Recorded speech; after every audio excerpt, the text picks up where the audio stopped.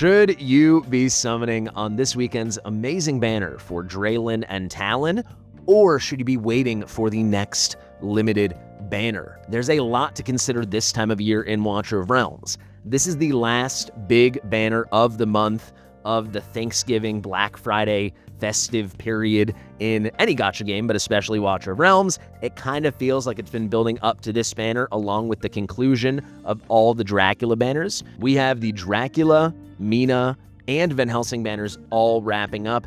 Everything is coming to a head at the end of this month on November the 30th. And of course, this weekend, as I mentioned to start the video, we're getting this juicy thing right here.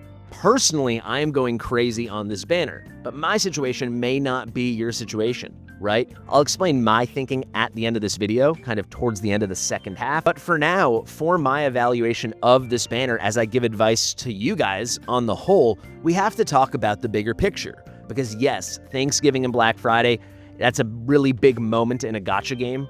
The developers think they can make a lot of money. They put out a lot of banners, a lot of deals, so on and so on. However, it's also kind of the lead-up period, the hype to the winter celebratory events, right? We get a Christmas event, we get a New Year's event. Those banners tend to be even bigger. So as you approach a banner like this, which yes, is phenomenal, you gotta kind of weigh the FOMO, right? If you go too hard on this banner, could you screw yourself out of something amazing right before Christmas or during Christmas or for the New Year's? It is possible. So I want to talk about what I think is coming and what I think they might do. Fastidious. Fastidious. It is going to be kind of speculative, but I think the first half of this video should be addressing what might be coming before I tell you whether or not you should summon on this amazing banner, because there is kind of a cost-benefit analysis when it comes into going too hard for this banner if maybe you personally shouldn't. It depends on your account. We'll cover all of that. So let's kick things off. What is the current limited 200 guaranteed banner? If you don't know what I mean by a limited banner, maybe you just started, I kind of get it because this MINA banner is a bit different. This is a guaranteed within 200 summons banner. This is what we would typically call a limited exclusive hero banner. However, this entire Dracula event is comprised of limited exclusive heroes. So it kind of obscures that typical view of what we think of these limited heroes as. When I say limited hero, the vast majority of the time, and I say 200 guaranteed, I mean these units that are only available during their banner, and they come with a guarantee that you will get at least one copy of them within your first 200 summons, right? So I'm not talking about Dracula, I'm not talking about Van Helsing. I'm talking about MINA, and I'm talking about the 10 previous limiteds, all the way from Captain Reeve to the most recent one right before MINA. That was this summer, and it was Moradin. So what do I think could be coming in the winter? Well, I actually would not be surprised if they run 2 different limited banners. They have done this twice before, where they've run 2 limited banners in a 3-week stretch. Both of those 3-week periods overlapped with the anniversary of this game, the first anniversary and then the second, not with their winter celebration events for Christmas and New Year's and things like that, but I feel like they're gonna run it back, and I want to explain why. So the first time they ever did it was with Dahlia. That was in June 2024, and then at the beginning of July 2024, 2 weeks after the Dahlia banner, they ran the Honora banner. 2 brand new limited units, only 2 weeks apart. They each got their own banner. That was an interesting time. Now, they did not do anything like that for a while until, if we look at my calendar over here, in July of this year, for the second anniversary, July 2025, they ran Moradin. That was the last limited brand new 200 guaranteed banner before MINA. We've had a couple reruns since then for Diao-Chan and Wukong, but that was the last totally fresh one. That was on the 17th of July, smack in the middle of the second anniversary events. And then 2 weeks later, and they did tell us this ahead of time, so you got to make some decisions, but 2 weeks later, they ran the first ever, and so far the only, limited selector banner. So on July 31st, you got to choose from any of the 9 previous limited guaranteed heroes. Moradin didn't count because he just had a banner, but any of the previous 9, so at that point it was from Captain Reeve to Diao-Chan, you had your choice. Who did you want to have a banner for? Who did you want to rerun? We were empowered as players. We got to make a selection, and this was an incredibly popular banner. Most people picked Diao-chan or Kagiri, and it changed most people's accounts. Unfortunately, like 3 weeks later, they reran Diao-chan. We didn't know that was coming. They still have not rerun Kagiri. So that brings us to now. What are they going to do this December? Well, I want to start making some predictions. We know the last day, the current limited guaranteed 200 banner for MINA, the last day she'll be available, the last Thursday, because these things tend to start on Thursdays, is tomorrow, Thanksgiving, the 27th, and it officially concludes on the 30th. So then, when would other stuff come? It couldn't be the next week, right? So it couldn't be the 4th. I also would be kind of surprised if it was the 11th. That feels kind of soon. It could be, though. But what I think they're going to do, all right? This is me calling my shot. This is not based on any leaks, any rumors. This is just me feeling like I know Moonton. I think they're going to run a brand new limited on December 18th. It feels appropriate. It's like a week before Christmas. And then that is going to set them up to run a limited selector on New Year's Day. That would be Thursday, January 1st, 2026. So is that going to happen? What would it look like? I don't know, but that is my guess. I believe on December 18th, we'll get a brand new limited hero, or they will rerun Gwendolyn. That's what I think. I think it's going to be one or the other. I don't think they're going to rerun Kagiri. I don't think, obviously, they're going to do a 4th Wukong or a 3rd Diao-chan. Maybe they would do a 2nd Moradin, but it feels too soon. I feel like they're working hard on the Northerner faction. I think they're going to be considering buffing Gwendolyn, trying to make some money off the buff, and doing her then on the 18th. Or if they really want to milk people dry, which they probably do, it's the holiday season after all. That's what they do in these games. I think they might do a brand new limited hero, right? You could see it like a new Northerner tactician or a Northerner healer that isn't Gwendolyn and is actually good. Who knows? But I think they'll do something brand new or a buffed Gwendolyn on December 18th. And then I think to increase the FOMO, increase the spending, everyone gets their Christmas bonus, they're going to run a limited selector 2 weeks later. Is this guaranteed? Not even close. But this is something I am conscious of, so I think you guys, if you trust me, should at least be weary of as you approach some big summoning potentially on this DRAELYN and Talin banner. You probably forgot this was a video about DRAELYN and Talin. So have that in the back of your mind.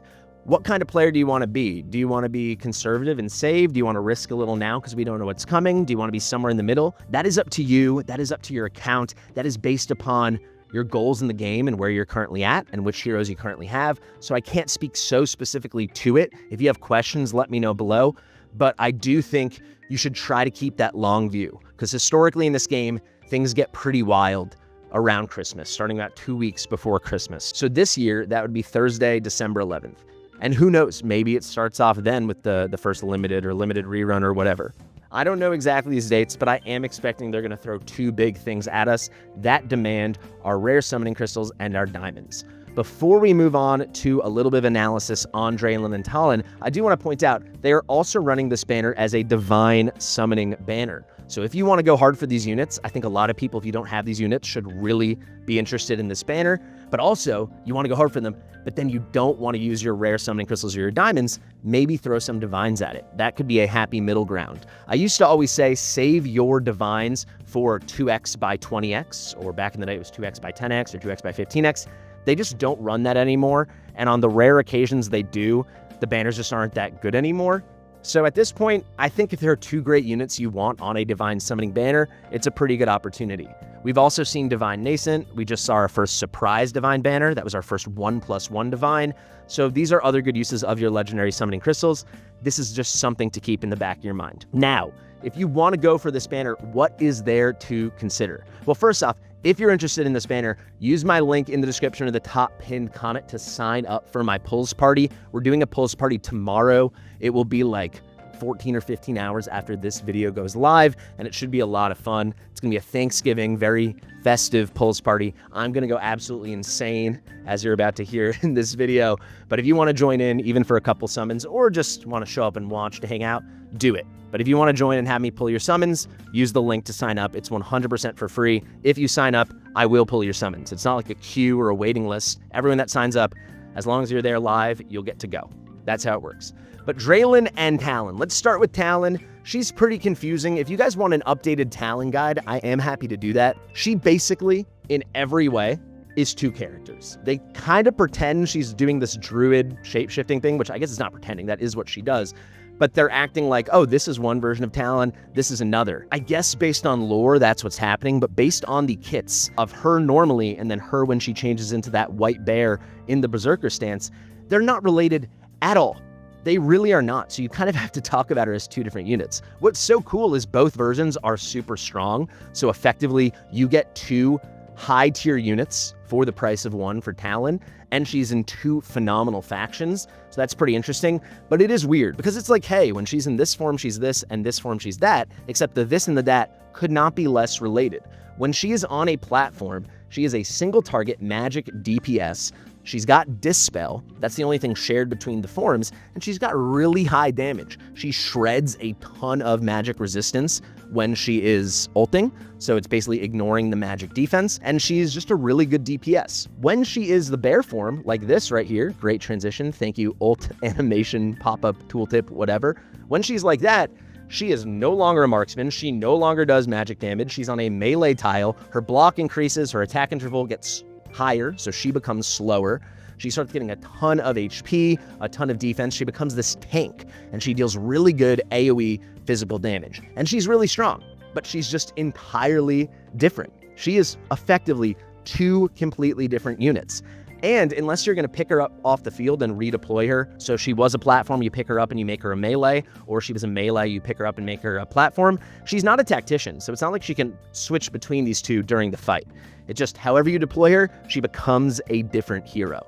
When she is that bear form, she is so tanky. She does such a good job of staying alive. She deals a lot of damage. She is really excellent. And like I said, she's in two amazing factions. The one shared thing is she is able to dispel in both forms. When she ults and she's in the bear form and she's in the Berserker stance, she can dispel, as you can see here, every 5 seconds. And then when she's not and she's in the platform position, she's gonna dispel every 9 attacks when she's skilled up. This goes down from 9 to 7.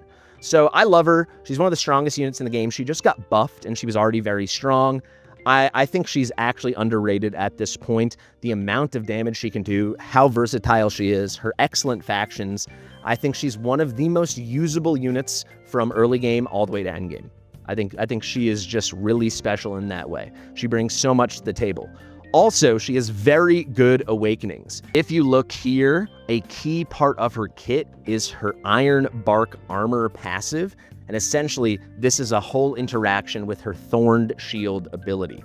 And Thorned Shield is pretty crazy. This is a stackable effect that gives her extra attack and extra defense. When you get her A1, it also starts giving her extra damage. When this is fully skilled up, as long as she's not A3 or higher, then it gets even better. She can get a max of 15 stacks, and she stacks this very, very quickly. So 15 stacks, and each stack gives 2% attack, 2% defense, and at A1, 2% damage. When she's at full stacks, and these stacks are permanent, she gets 30% increased attack, 30% increased defense, and 30% increased damage. This is so freaking good.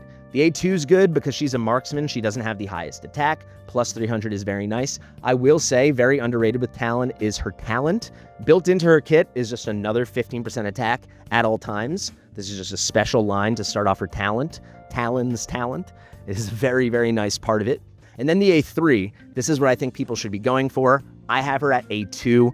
I mean, big picture, what you should be going for. If you don't have her, just start with getting a copy. But I have her A2, so I really want this A3. This was also recently buffed. What happens here, she gets more initial rage, so this is good for a lot of things. It's good for PvP. It's good for a lot of progression content. She's also going to have her stat cap increased, so at max skill ups, it goes from 15 to 20, which means all those bonuses, instead of being capped at 30% attack, 30% defense, 30% damage, it's going to be 40%, 40%, 40%.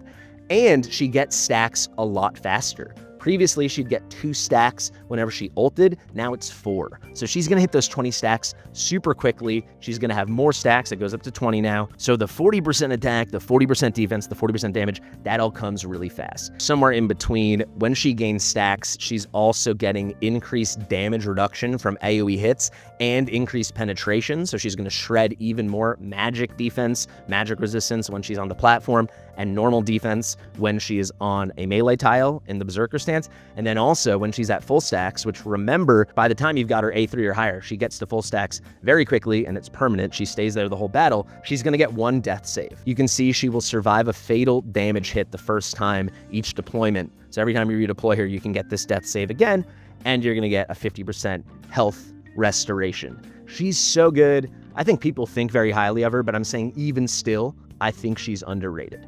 Now, DRAELYN, believe it or not, is still the better unit, but I don't have to talk about her as much because she's just one hero. She doesn't have different forms, and the kit is way simpler than you think. At the end of the day, she is a single target healer that you can deploy on melee tiles, and she's the best at that in the game. She's the best at healing while not being on platforms. So of all the tanks that can heal, she is number 1. She does single target healing. It's better than you think. And then when she ults, she does a big burst of AoE healing. Any excess healing is going to be a big shield. The size of that shield can be really underrated because it can be very juicy, especially if you stack a ton of Draconic Vigor on her. It's really easy for her to get stacks of this between ults. It's going to make the heal a lot bigger, which effectively makes a lot of the shields bigger. However, the thing that makes DRAELYN so special, and undeniably, in my opinion, a top 5 full stop triple S non-lord hero in this game, is her ability to reduce damage that she takes and, of course, that your allies take. She permanently is applying AoE damage reduction to all allies within her ultimate range, whether she's ulting or not. I don't want to get ahead of myself, but when you get her A1, her ult range becomes this. So the permanent constant AoE damage reduction becomes this range. Then when she actually ults, on top of that big burst heal, the excess heal becoming shields, she gets this final damage reduction. Her and Sadie are the only units in the game that have this, and this is so strong. She is going to reduce the final damage taken by 30%. She is bringing both AoE damage reduction and final damage reduction to the table. It is amazing. It is nuts. And then just to be holistic in this overview, her final passive, this is a little death save, and she can actually trigger it multiple times per battle. It only has a cooldown of 60 seconds when you have her fully skilled up. That's a lot more clutch than you realize. However, I want to key in on this A1. Increasing that range is huge. The permanent AoE damage reduction effect becomes a lot bigger. You fill in all those corners of the range right next to my head. When she ults, the final damage reduction touches a lot more squares, right? You're having 8 additional squares added. That is huge. And then, not underrated because I think people know how good this is, but unbelievably potent, she gives a damage increase. Everyone in that range is going to get a 10-second damage increase of plus 25%. That is so good. At A2, she's going to increase her own damage reduction. At A3, if she has a full 5 stacks of Draconic Vigor, any typical battle, if you're using her right, she will permanently increase her max HP. This makes her tankier, and remember, her healing is based off of HP. At A4, she increases that base HP, which is amazing. And then at A5, this one's crazy, but it takes a while to get to. No longer are her heals reduced when she's blocking enemies. That's one of the quirks of her kit. So those heals are always the same strength, which is great. And then additionally, every basic attack is going to help her restore rage. So you can ult cycle a lot faster. She is truly phenomenal. So as you can tell, I'm very high on this banner. However, I do think for a lot of players, it depends, but especially if you already have DRAELYN, I think this banner is a luxury. Certainly if you have A1 DRAELYN. But if you don't, it's very hard to deny DRAELYN. She is such a strong unit. In my opinion, she's easily top 5. I think arguments for top 3 or top 4 definitely exist. I'm not including Lords, obviously. I always split those up. But for non-Lords, she is so good. And then Talon is about as OP a consolation prize as we ever see on one of these banners. So this is pretty dang exciting. If you're on the fence, let me know below, or you can join my Discord, the Fast and Fastidious, link in the description. But all in all, I think this is a really attractive banner. So I've officially decided how much I plan to pull for this banner. Currently, I have A2 Talon and I have A0 DRAELYN. The number one thing I need is an A1 DRAELYN. So I am ready to pull as much as it takes to get A1 DRAELYN. Hopefully it doesn't take that much, but if I have to, holy crap, with rebate, I think this comes out to over 4,000 summons that I am prepared to do. That is not a joke. I am prepared to do it. I really hope it doesn't happen. But that's the worst case scenario, and that would make for some very entertaining content. I hope it doesn't happen, knock on wood. However, my plan, let's click over to this banner, is to pull a minimum of 1,000 summons for your entertainment and for my enjoyment, or until I hit A1 DRAELYN, so I need one more copy of DRAELYN, and A1 Nerissa. So I'm gonna go to this banner, and I need one copy of Nerissa. So maybe I get lucky, and it's like a couple hundred on each banner, or maybe I don't. I hit 1,000, and then at that point, I will reevaluate. If I've hit the A1 DRAELYN, but I haven't hit Nerissa, I'll probably pull like up to another 500, but we'll see. But I will tell you, getting the A1 DRAELYN, I'm ready to risk it all. But I'm in a unique scenario, right? Like I have a ton of diamonds. I'm in a good spot. This is the most I've ever had by a lot. So that's why I'm saying that's my plan. Maybe some of you will be entertained by it. If you need help with your plan, let me know below and I'll make sure to do that. And if you are summoning tomorrow, please join the pulse party. Let's have as much fun as possible this Thanksgiving. Use the link in the description and the top pin comment to sign up. 100% free. Everyone will get to go if they're there when I am live and they want to go. It's as simple as that. Thank you so much for watching. Please remember to subscribe to the channel. We're almost at 49,000. I think we might be able to hit it tomorrow on Thanksgiving. So please subscribe, especially if you made it to the end of this long video. Share it with your mother. I've been Fastidious, and I'll see you real soon. Bye.